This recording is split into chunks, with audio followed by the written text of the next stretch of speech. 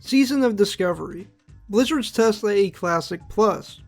Now, the last time I talked about SOD was before it even came out, and I speculated on how Moonkins would be.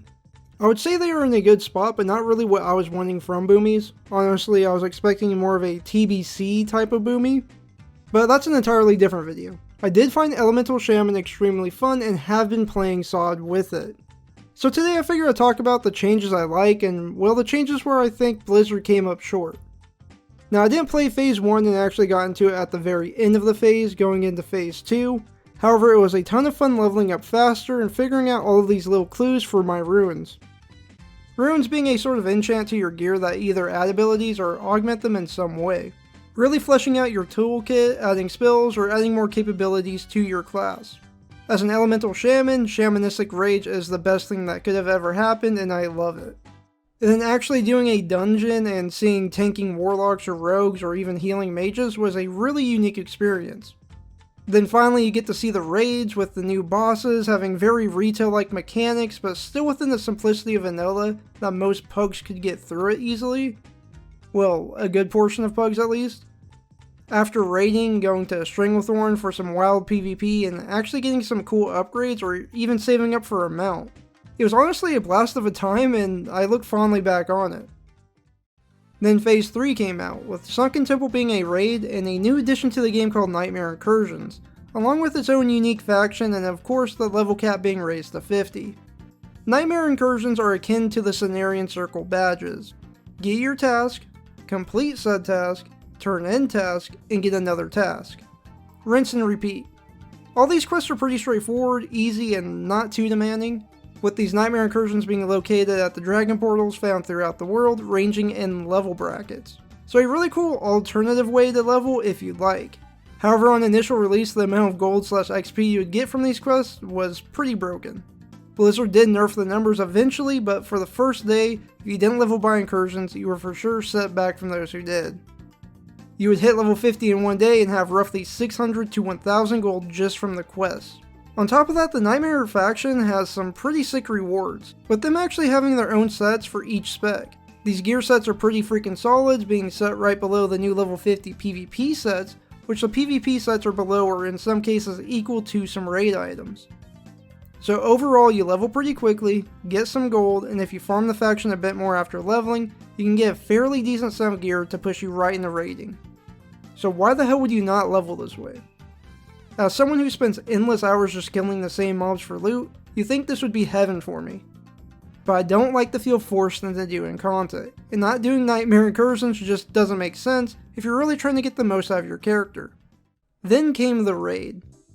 Honestly, very little complaints, the raid was pretty damn fun. As far as mechanics go, some of the bosses were really interesting and you could really tell that Blizzard put some work into it.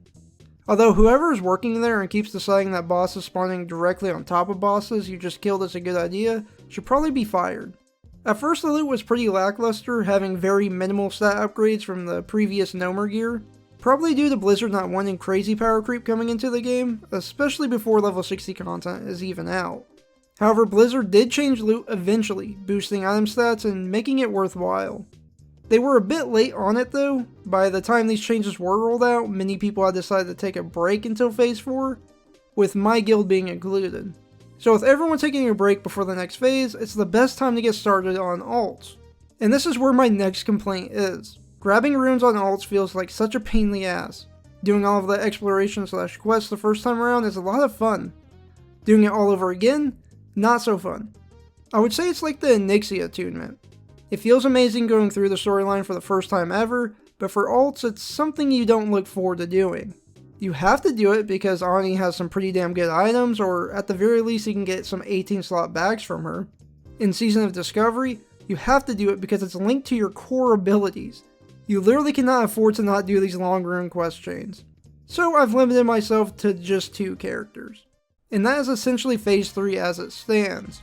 There are some other cool things like the Wild Offerings, which I think are a really good addition. However, I really wanted to talk about the big things that are going to keep people playing the game. Phase 4 is on the way and who knows what will come with it, but overall it has been fun, although I do have my reservations. Of course, this is a test bed for Classic Plus, so they're going to get some things right, they're going to get some things wrong. But overall, I'm hoping that it stays true to the classic feel and not lean more into the retail side of things. Looking at the description of items or even the ruin system itself, it's starting to feel a lot like a private server. And my biggest problem with private servers is that they always just add too much and everything seems overcomplicated. Vanilla WoW is vanilla WoW. It's pretty simple overall, and that's why it's great.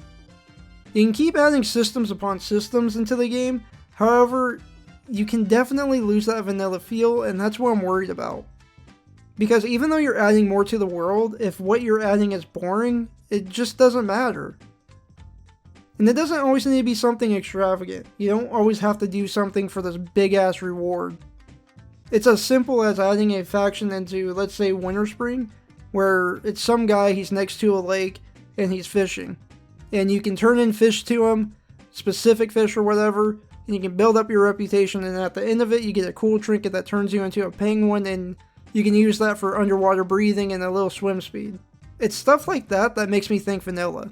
But of course, everybody has a different idea of what Classic Plus is in their head. So let me know what you guys think overall, and if you're going to be coming back for Phase 4. Did Blizzard do right by you, or did they kind of drop the ball? Let me know what you guys think in the comments down below, and I'll see you in the next one. Peace.